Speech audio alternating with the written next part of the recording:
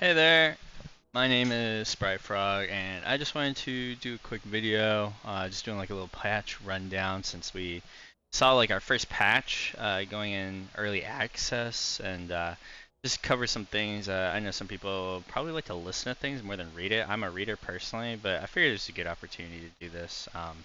I am an eternal ELARION player.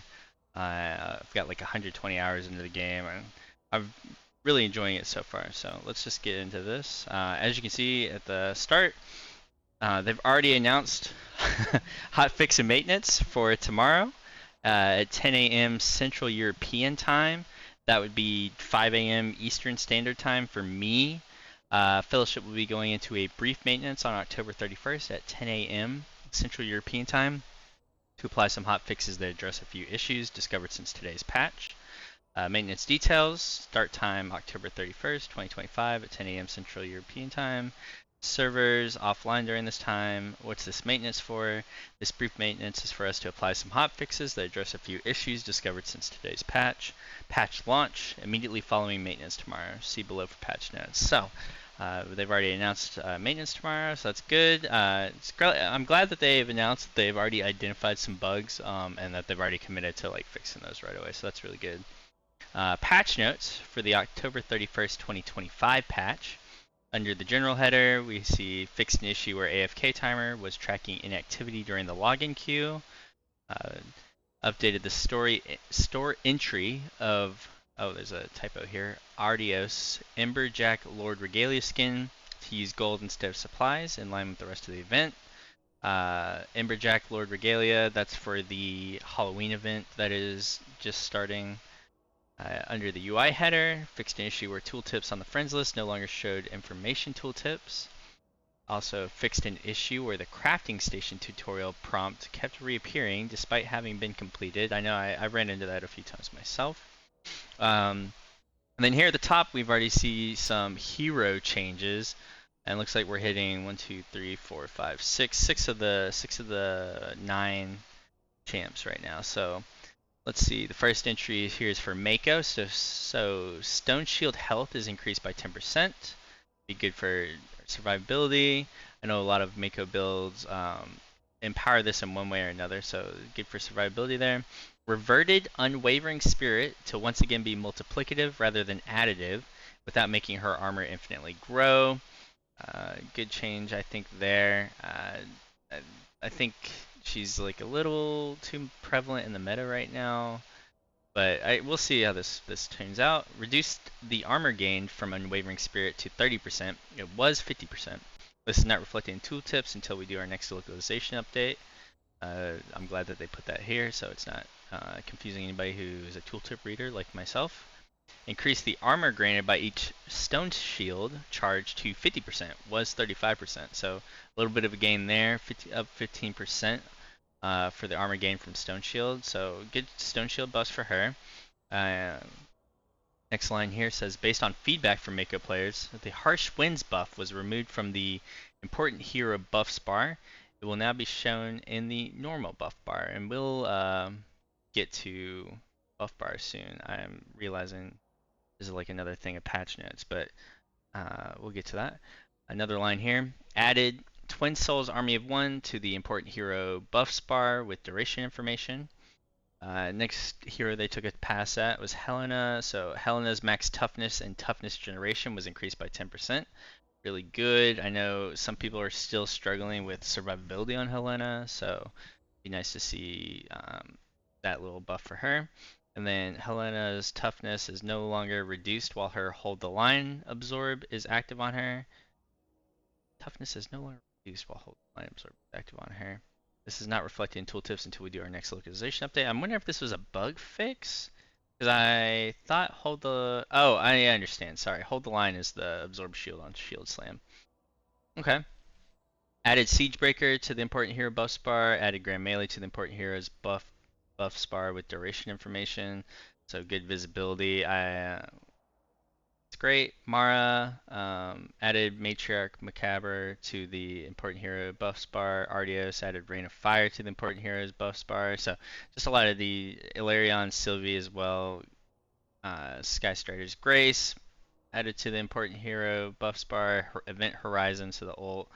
So all heroes' ults now looks like they're on the important hero buffs bar. In addition with ELARION's personal haste buff, Helena's grand melee, and yeah. Gems fixed a bug causing gem overcap bonuses to be removed upon death should now persist through death. Interesting. I wonder what was happening there. Looks like you were losing some bonuses whenever you died. Weapons fixed an issue with Fated Strike, causing it to not refresh its buff when reapplied while still active. Fixed an issue with Fated Strike, causing it to sometimes fail when standing very close to the target. Okay, so some nice little bug fixes. I know some people were using Fated Strike because of the extra charge there, so some mobility. So really great. What I really wanted to dig into here, I wonder if this is for tomorrow. Yeah, this is the patch notes for tomorrow.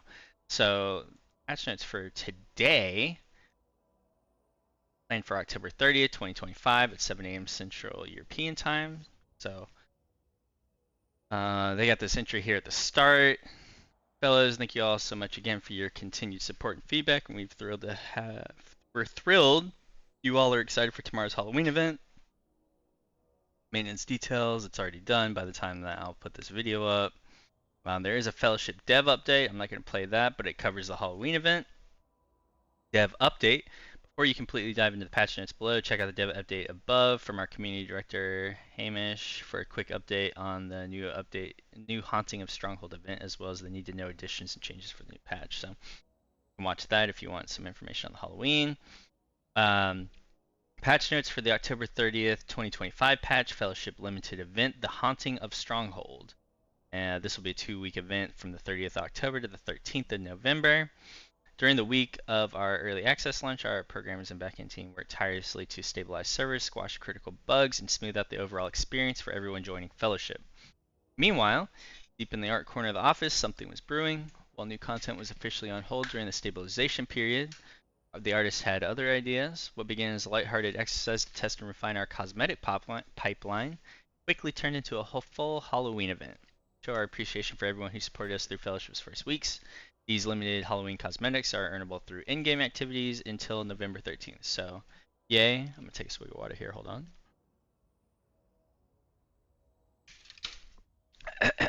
So, we're getting our first seasonal holiday event, and we're getting skins for that.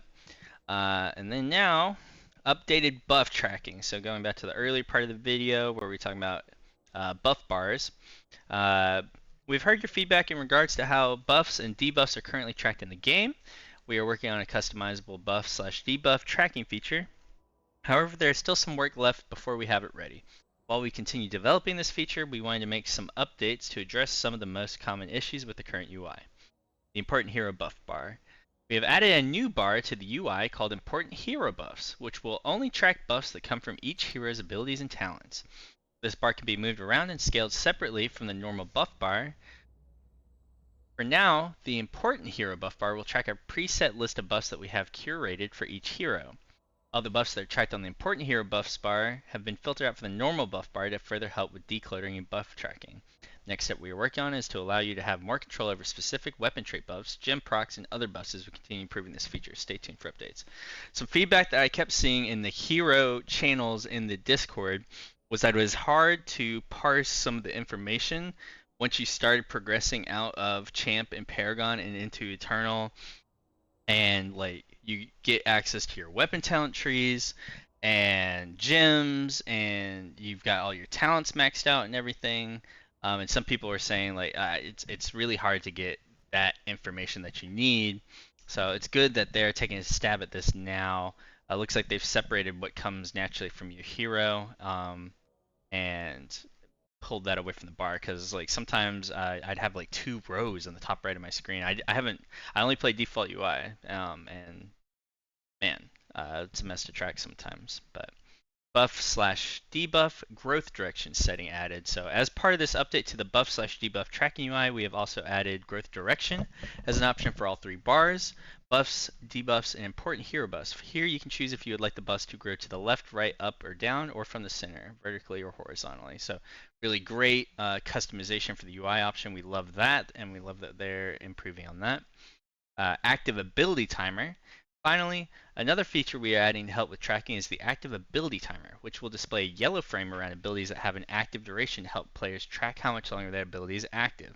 An example is Sylvie's life petal. Now when you press life petal, the duration of the life petal is shown to you on the ability button so that you don't have to look around the ground to see if the flower is up. Oh my gosh, yes.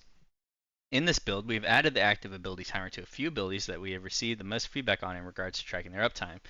3 of these are from Sylvie, 1 from ELARION, and 1 from Mako. So Sylvie's Life Petal, Heart Bloom, and Safe Haven will now have this new feature, and ELARION's Starfall Volley and Mako's Twin Souls Bulwark, the Earth sibling, will also have this ability. We're planning to add this feature to more abilities in the near future.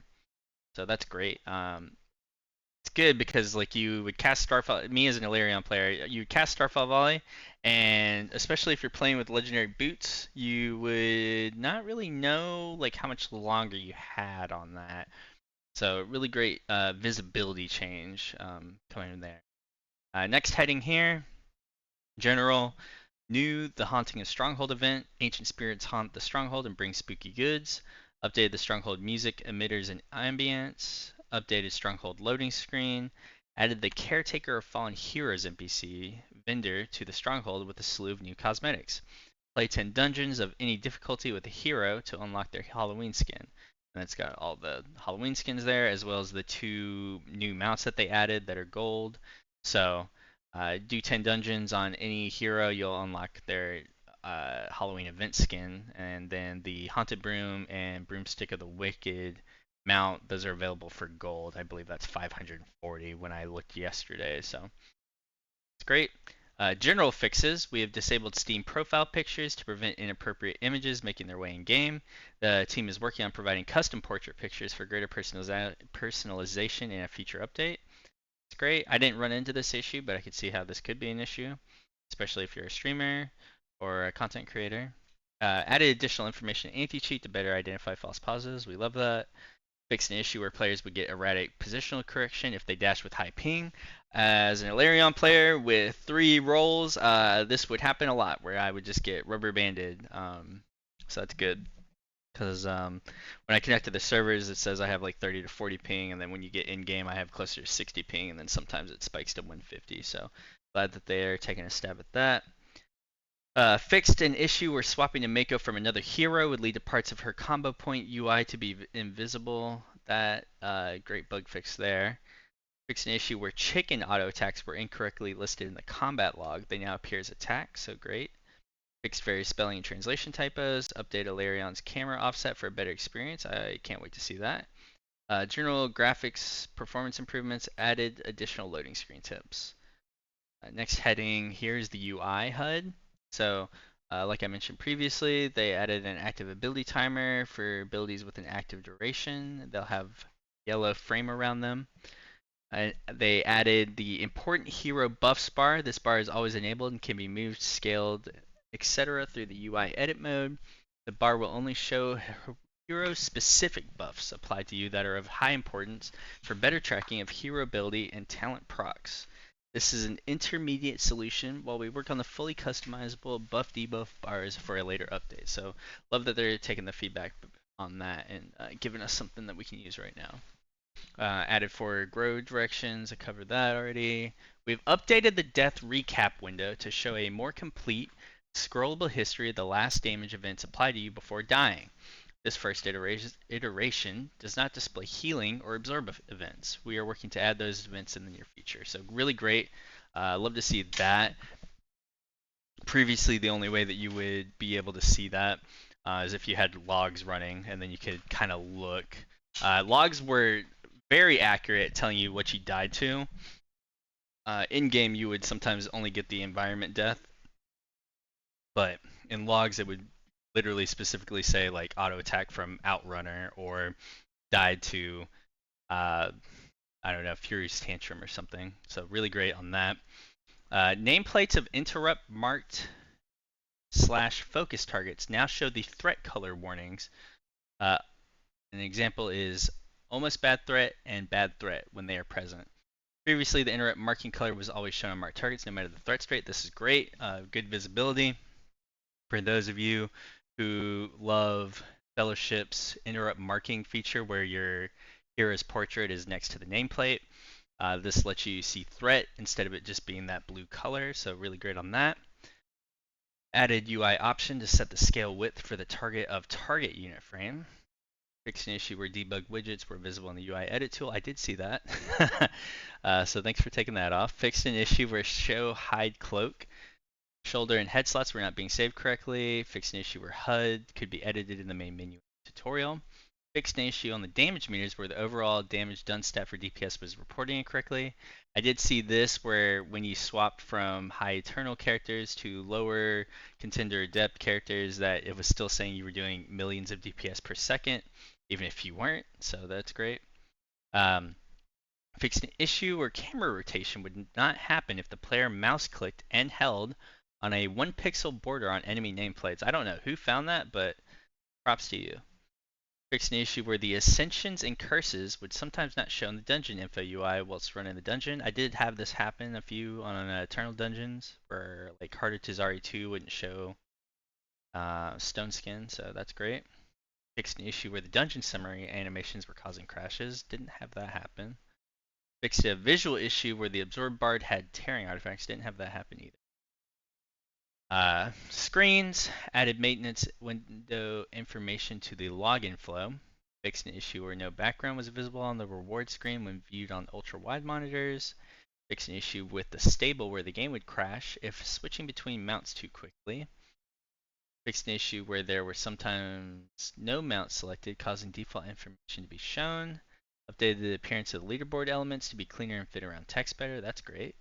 Updated the arrows on screens with multiple pages to be clearer. Okay, cool. Here we go. And like the meat and potatoes of the patch. We have the header progression here. First one's items. Artios and Rhyme can now also get the Salt Wash Elixir Relic. For those that didn't know, it was not available for them. So if you wanted to heal, you were at the mercy of your healer. So now you have access to the health pot. Really great fix here on the Torment of Baal Arum set, which is the Wraithtide set. It says right here, the 2 set bonus from Wraithtide Vault will no longer trigger more than once per cooldown. There were some kind of crazy bugs here where the set bonus would just keep proccing and you could be like invincible essentially.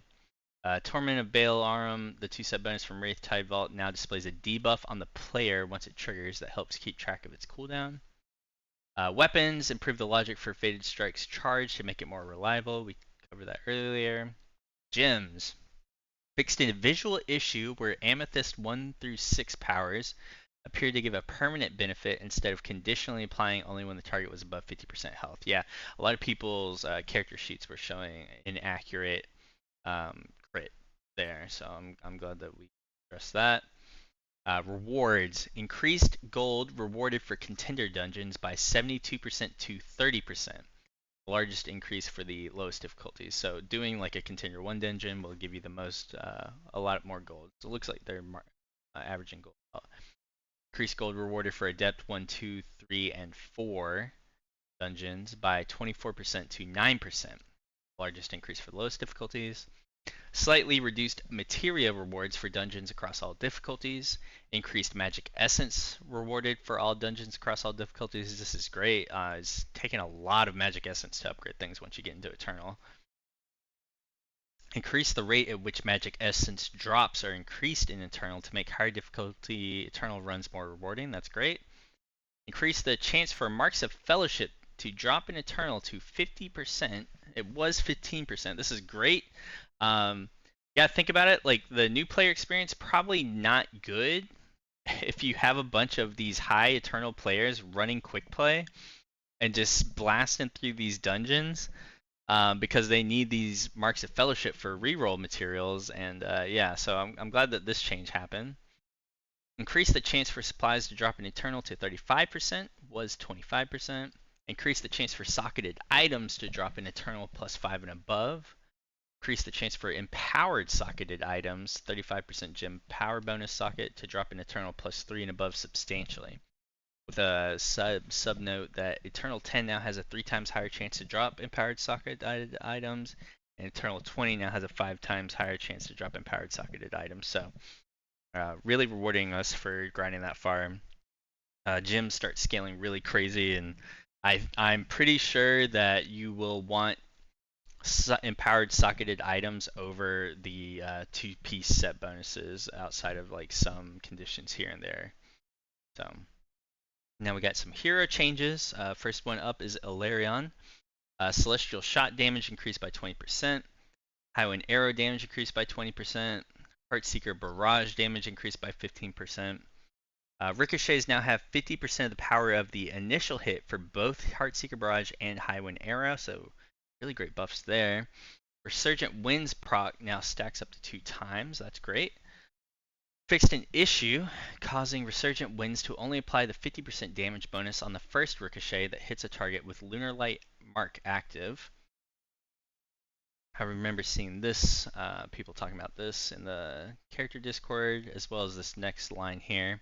Fixed an issue with the Resurgent Winds talent, causing the initial hit of Highwind Arrow to always deal 50% increased damage against targets with Lunar Light Mark.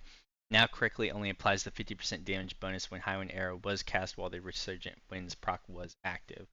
Previously, you could kind of like tab target to other mobs with Lunar Light Mark on them and always have that bonus. And now you can't, but it's good that they fixed this.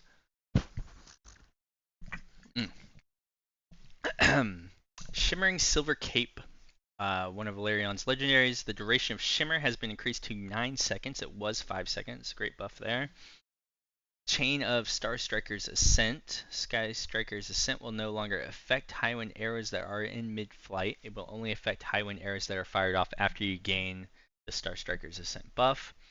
Starfall Volley's active duration is now indicated on the ability via yellow frame. Fixed an issue with Disrupt visuals where the impact effect appeared as a great box. So really great buffs all around for ELARION as an ELARION player. 20% on Highwind Arrow and 15% on Heartseeker Barrage. A lot of people are playing like the Fusillade Heartseeker Barrage build, and me personally, I'm a Highwind Arrow enjoyer. So really good tweaks there. Probably evens us out against the people who are running a lot of multi-shot Starfall Volley builds.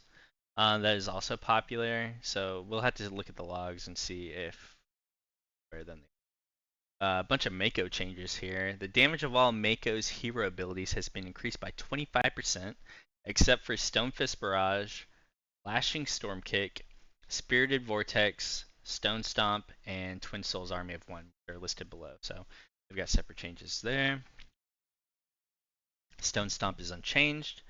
Twin Souls Army of One damage was reduced by 30%. Stonefist Barrage damage was increased by 110%. 87.5% increase in addition to a correction for the 12% damage increase from last patch that had not been properly applied. Lashing Storm Kick damage was increased by 87.5%. Stonefist Barrage and Lashing Storm Kick damage now heals Mako for 100% of the damage dealt, down from 200%. Spirited Vortex damage was increased by 35%. Fixed an issue causing Serenity to heal for 0 when it was cast without having any charges built up.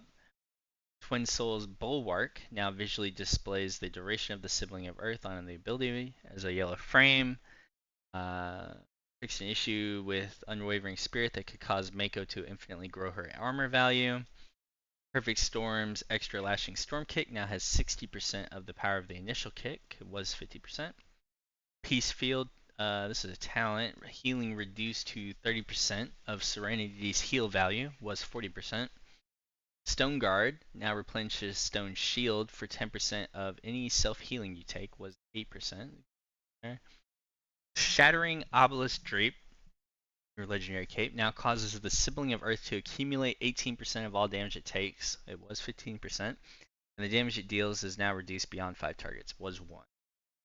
Necklace of Tectonic Impact legendary now increases the damage of the final strike of Stonefist Barrage when consuming another Earthfall charge by 60%. Was 100%.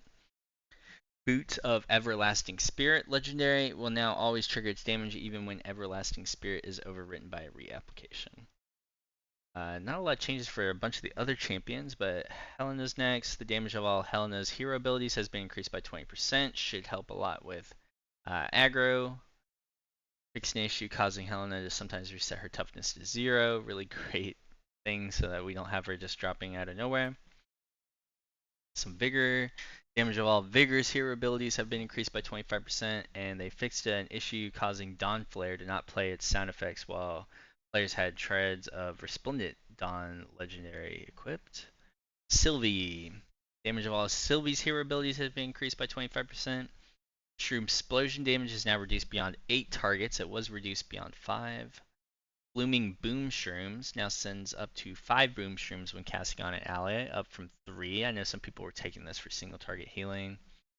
Life Petal, Heart Bloom, and Safe Haven have the display effect on their ability as the yellow frame covered earlier. Tarek fixed an issue preventing players from using Hammer Storm under certain circumstances. The issue was caused by the Facebreaker ability whenever it was used while out of range or facing the wrong direction. And then Ardios fixed an issue causing the visuals for Apocalypse to continue playing after being interrupted or having canceled the cast. So only people who didn't get touched looks like Rhyme and Mara. So I guess they're either in a good state or there hasn't been any reports about them. There are some dungeon changes here, last bit of the patch. Dungeons, Everdon Grove added a new ability, Kill Shot, to the final boss, Malgut the Fetid, that is only used to one-shot Akari if all players are dead.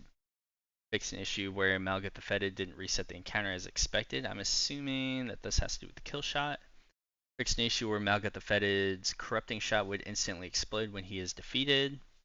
Fixed an issue where Bloodstone Goliath, Earth Core Upheaval warning circles weren't disappearing when the ability was cancelled. It's great. Outrunner Bola Bro ability damage reduced by 40%. This is great. Sometimes you would see people with 3 to 7 stacks of this thing, and they would not be able to move, and they would just get randomly blown up. Removed floating bushes in the boss arena. Moving on to Sailor's Abyss. Fixed an issue with Synthara's Siren Song that allowed movement abilities to evade the mind-controlled walk off the ledge mechanic. I was not aware of something that was able to do that, but that's cool. Urak Market fixed an issue where Flesh Broker Drazul's Conjure Scythe is cast at the wrong position. Same thing here. The Outrunner's Bola Throw ability damage was reduced by 40%, so that's great. Empyrean Sands fixed an issue where Gravebreaker Brute was being duplicated at the same position. Interesting. Optimized Sandsworn Husk to reduce stuttering at the beginning of the dungeon. I wonder if this is like... Sometimes you would see these guys and I feel like they'd move at like 15 FPS, so I wonder if that's what it is or not. Silken Hollow.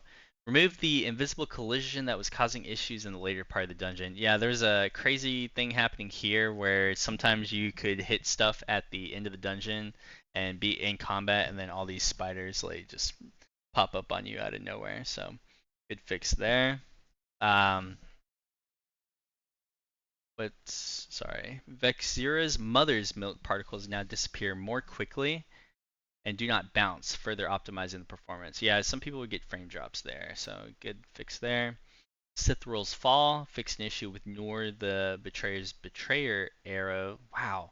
Nor the Betrayer's Arrow ability so that it prefers to not pick the same target twice in a row. Really good. Heart of Tuzari, Sickle's Throw Dagger damage has been reduced by 38%. Yeah, same thing as like the Outrunners. They would just kind of like pick somebody and you could get unlucky and get nuked. Wraithtide Vault fixed an issue where Scuttlejack Cannoneer would not lose aggro when players die and respawn.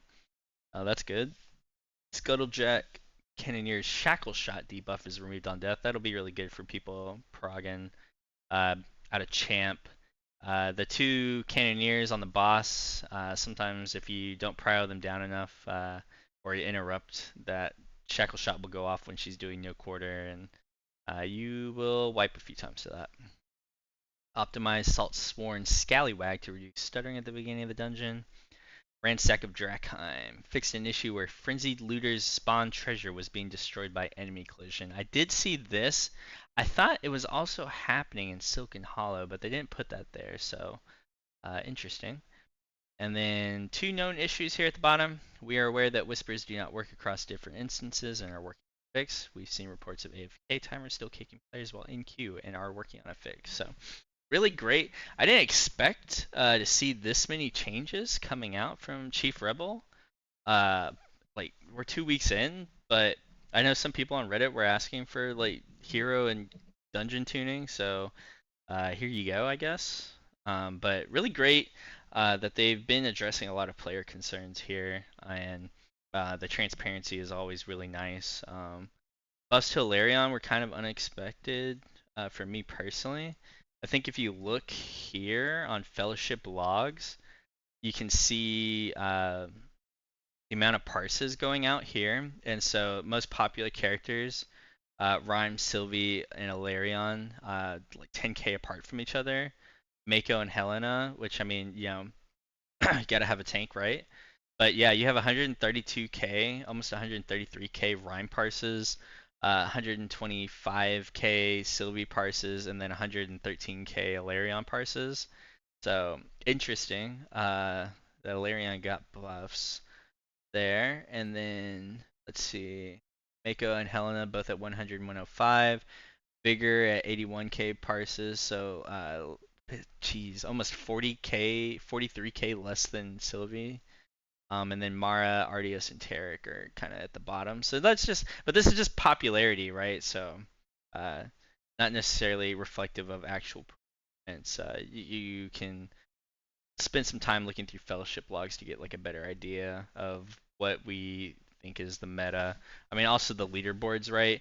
But a lot of that can be impacted on like teams and what the pre-mades are running, right? So not necessarily an indication of balance per se. I mean, a lot of stuff is still early. People are still working on empowering their weapon talent trees and their gyms. So there's still like a lot of information, and I think it's really great that we're still in this period of discovery. So, anyways, thanks. I didn't realize this was going to go to 32 minutes, but I appreciate you watching, listening in. I stream. I have been streaming like every day. I'm at like 120 hours of playtime, and I'm always down to answer any questions. So, and I think my friends are bullying me into doing a Sylvie like no only pug challenge to Eternal. So I guess we'll see how that goes.